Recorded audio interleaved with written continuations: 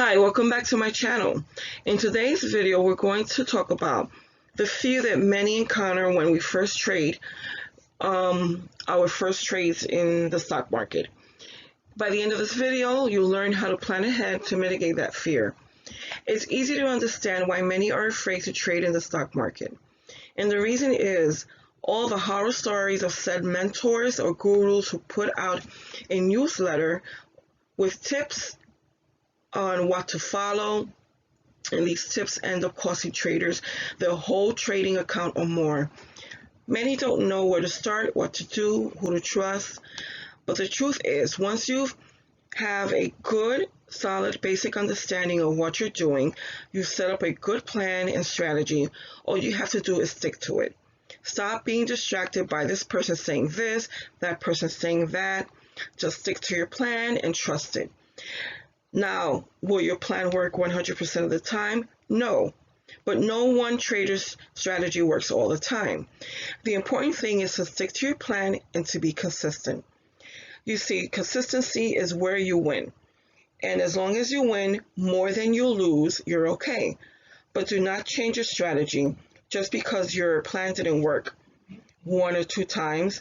You have to give it time to work.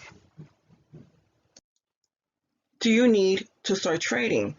For day trading, you need a balance of $25,000 or more in order to be able to maintain a day trader account. If day trading is too much of a fast pace, you can swing trade. For swing trading, you can open a broker account with just a few $100s, but you should consider starting with a few $1,000s.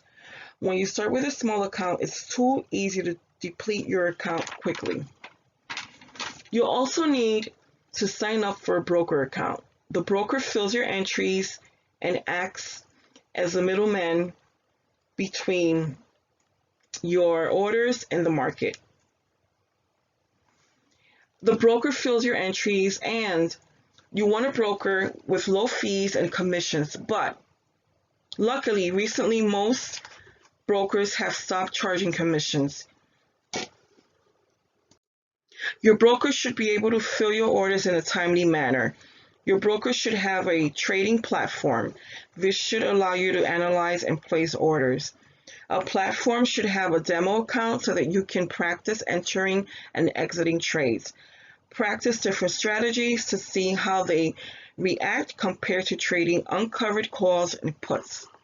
When trading on the demo account, always enter trades that you would actually trade in real life trading so that you have an actual idea of how much you can earn with the actual money you have at hand to trade with.